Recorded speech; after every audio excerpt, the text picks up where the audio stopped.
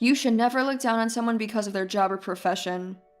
Even if your job is generally considered more important than theirs, every job has its social necessity. Someone is waiting for the result of that work.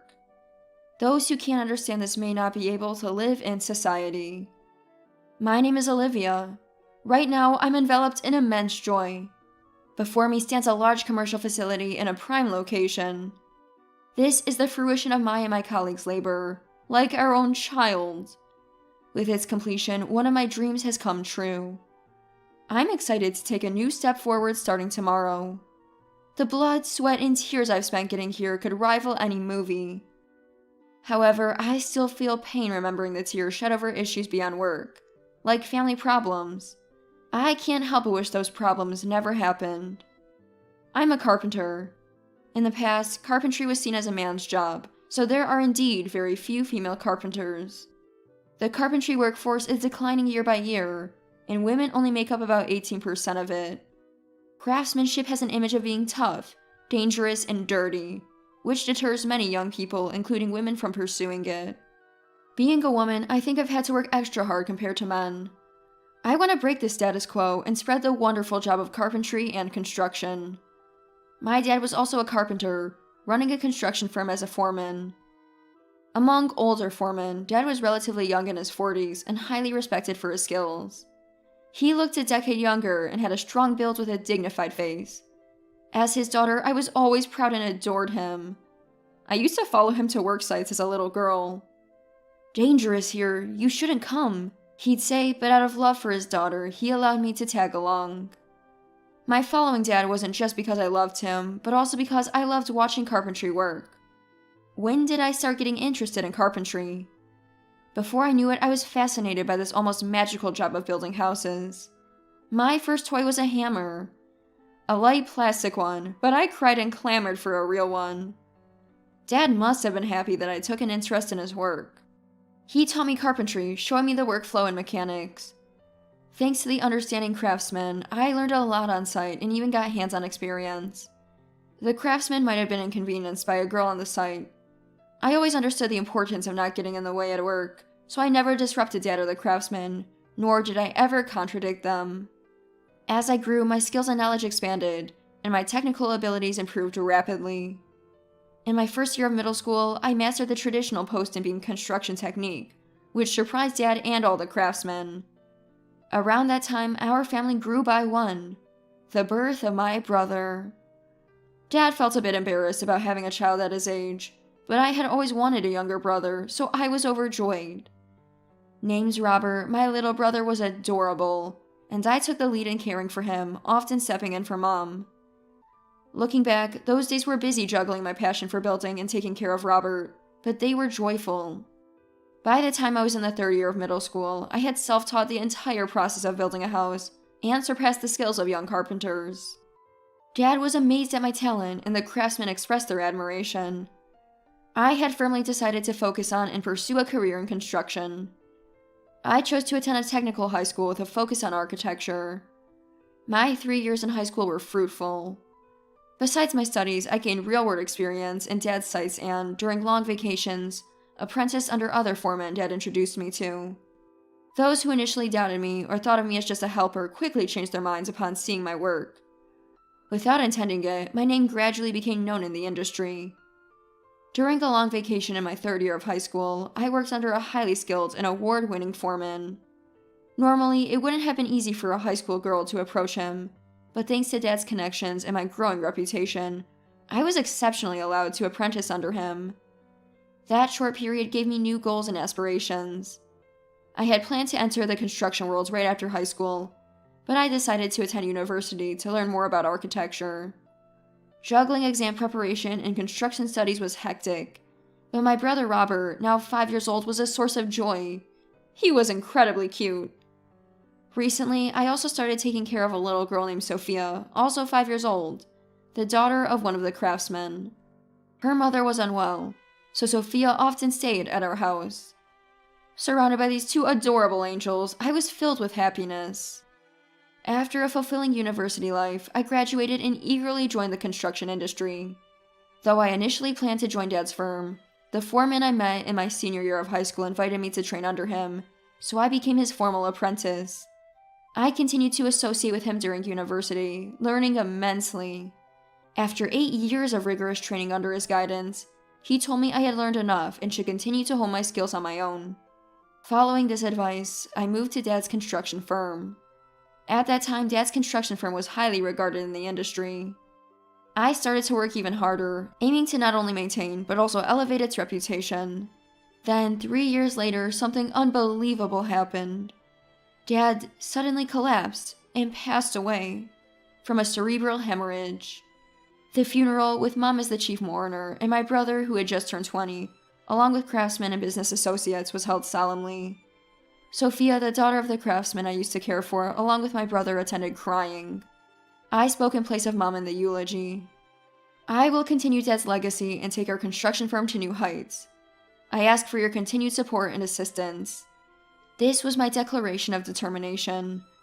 I worked tirelessly, with the help of many who respected Dad within the industry, as I was now responsible for not only overseeing the sites, but also managing the business. Stable management leads to quality work on site. There are many tasks, like labor management and sales. I couldn't handle everything alone, so I relied on the strength of our employees. My role behind the scenes was to support the staff so they could work efficiently. Of course, I also continued on-site work to maintain the quality of our constructions. A year flew by, and just as things were getting on track, I received an invitation to speak at a meeting hosted by a construction industry association. They wanted me to talk about how a successor supports and elevates a construction firm. Feeling the task was too much for me, I considered declining, but Mr. Smith, the president of a construction company and a board member of the association, insisted. He had been acquainted with my late father and wanted to hear the daughter's story. Unable to refuse a request from Dad's acquaintance, I unexpectedly took on the task of speaking to an audience. Speaking itself wasn't a big deal for me. I'm not the kind to get nervous over such things. However, planning what to say was a struggle. How could I convey my message effectively to the audience? On that day, I delivered a well-thought-out speech filled with my emotions and was greeted with a round of applause. I had felt a good response during the speech, but the overwhelming applause made me almost shrink with humility more than satisfaction. Leaving the venue with a sense of relief and achievement, a man approached me. "Excuse me for this sudden introduction. My name is Richard, and I was deeply impressed by your lecture. I hope it's not rude, but I'd like to hear more about your story." I was taken aback, as I had never been approached by a man like this before. Richard seemed sincere, and perhaps I was still in high spirits from the lecture, I impulsively agreed to his request. After that, we talked about various things in the tea room, and I found myself increasingly drawn to Richard. He was a public servant in a department related to architecture and attended today's meeting for that reason. Though our conversation was brief, we hit it off and made plans to meet again. After several meetings, we began dating. I marveled at the wonder of human connections. As my work and personal life flourished, a year and a half passed. That year, my brother Robert graduated from college and joined our company. My brother, though I say it myself, is extremely intelligent. He studied business administration and accounting in college, dominated outside business seminars, wrote a thesis that impressed his professors so much that they wanted him to stay at the university. However, Robert declined their offer and decided to join our company instead. He told me to leave the administrative tasks to him and focus on my crafts at the construction sites. I was proud to see how much he had grown. Indeed, being able to concentrate my efforts on the construction sites was a relief. Together, my brother and I began running the company. As the company entered a new phase, so did my personal life. Richard proposed to me, and I was genuinely happy. My joy knew no bounds, and we decided to move forward as a couple. The day came for us to greet Richard's mother, Chloe. His father had passed away 10 years ago.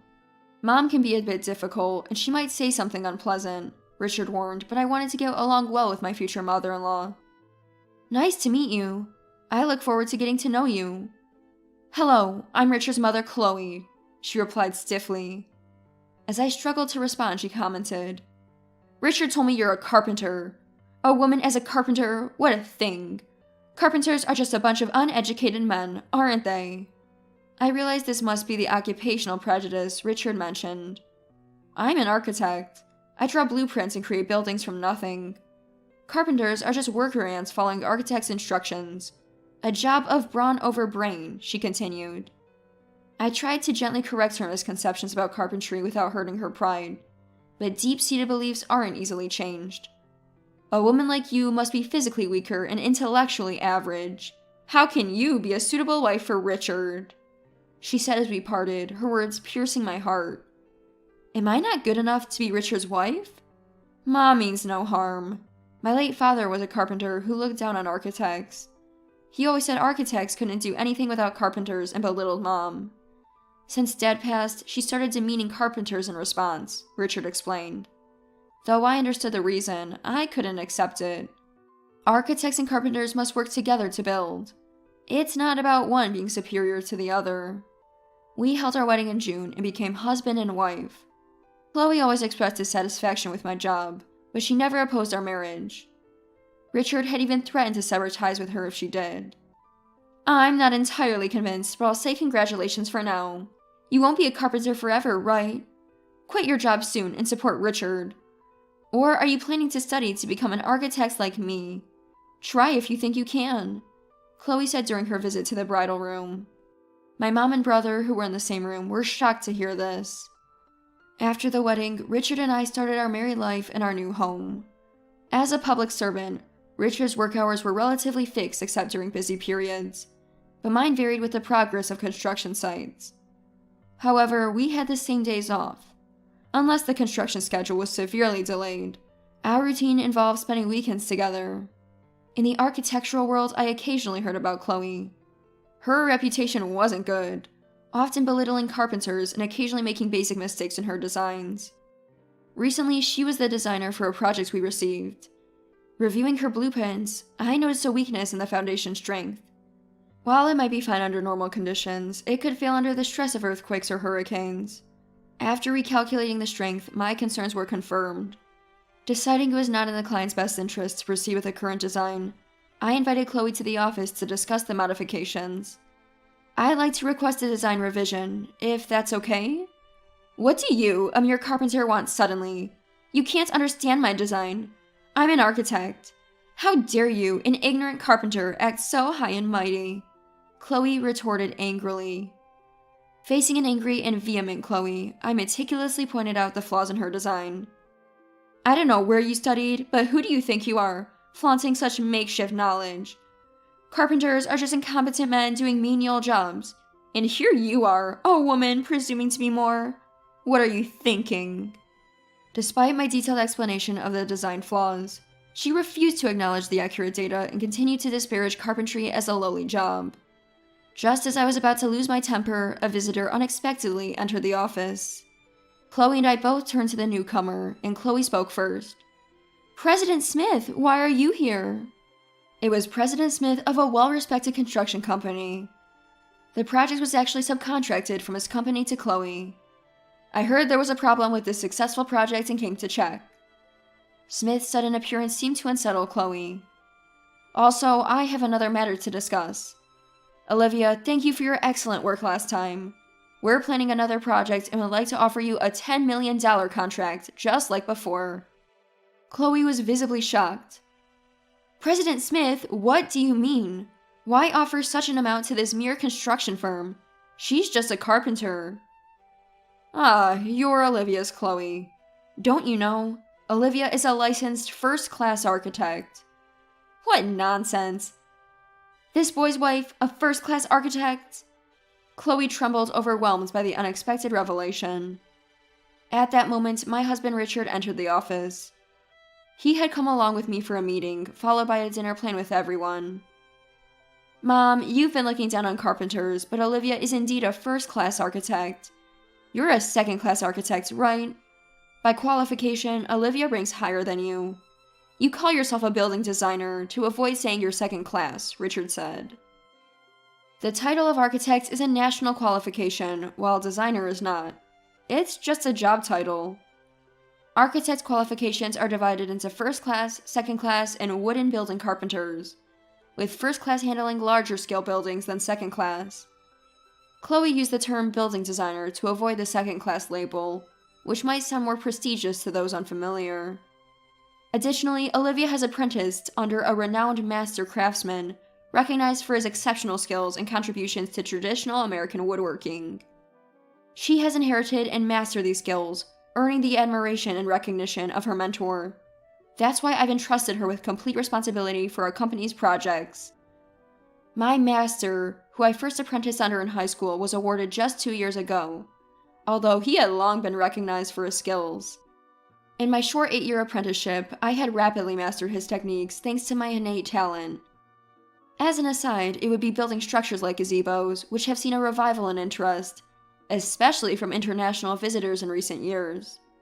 Smith wanted to make a standout feature in his new commercial development by creating a gazebo that embodies the pinnacle of traditional American woodworking, and he approached me for this task. The previous project was a huge success, and Smith had been eager to work with me again. Moreover, he referred to this as just a construction firm, but it has evolved into an organization of skilled craftsmen, more like a large-scale comprehensive construction firm, thanks to the efforts of Olivia's brother Robert, Smith continued. Robert had shown his capabilities immediately after joining, innovating with his academic knowledge and expanding the company by strengthening its foundations and restructuring the organization. True to being my brother, he was not only smart but also action-driven. I knew Olivia's dad well, but it was at that lecture where I first met Olivia and was struck by her talents and heart, especially her gazebo's carpentry skills. That's why I wanted her to handle our projects, Smith explained. Chloe was dumbfounded by these revelations. Comparatively, your reputation, Chloe, is significantly poor. Your derogatory remarks towards carpenters and frequent design flaws are well known. I suppose you're here today to discuss such a design issue, Smith pointed out, making Chloe break out in a cold sweat, and lost for words. Then Robert and Sophia, whom I had once cared for along with my brother, walked in. You refuse to admit your mistakes, insult our valued colleagues, and now this disgraceful behavior, Robert accused. We've been investigating you and your firm on President Smith's request, Sophia told Chloe. Chloe, realizing the truth of these accusations, covered her face and began to tremble. It must have been a realization of her own wrongdoings. After graduating from university, Sophia joined a private investigation firm. The firm conducted inquiries based on requests, examining the construction status of buildings and the management of offices, checking for deficiencies or mistrust. Their investigation revealed numerous defects in buildings designed by Chloe. These flaws were not random, but appeared intentional, with a clear pattern of negligence. The investigation also uncovered irregular financial transactions linked to these defects. Architects are expected to be honest. Mom's actions have trampled on that principle. You know my job is to correct dishonest behavior, right? It's disappointing, Mom. Richard works as a federal government employee for the United States Department of Transportation, where he's involved in the Construction Dispute Resolution Service. This body judges disputes and misconduct in construction and issues rulings. Chloe started crying and wailing at her son's words. Subsequently, Chloe was accused of fraudulent billing and fictitious expense claims. Among various charges, the most severe was likely fraud. If found guilty, she would definitely face imprisonment. Under architectural law, anyone punished with imprisonment or more severe penalties will lose their architectural license. Whether due to the review board's conclusion or the trial's outcome, Chloe's license was bound to be revoked. About 1.5 years has passed since then. Now, I am standing in front of a completed large commercial facility, housing the gazebos I poured my heart into. It represents a culmination and a goal, but also a new beginning. I was filled with happiness and satisfaction. The company is thriving, my relationship with my husband is smooth, and all is well. Recently, there's been some joyous news. Robert and Sophia decided to get married. The two I had cared for since they were little are now uniting in marriage, a deeply touching thought. Richard and I have agreed to start a family as soon as possible. I don't want to delay and risk a late pregnancy, and if things go smoothly, we might have children around the same time as my brother and his wife. If that happens, our children might grow up together. Thinking about that makes me so excited.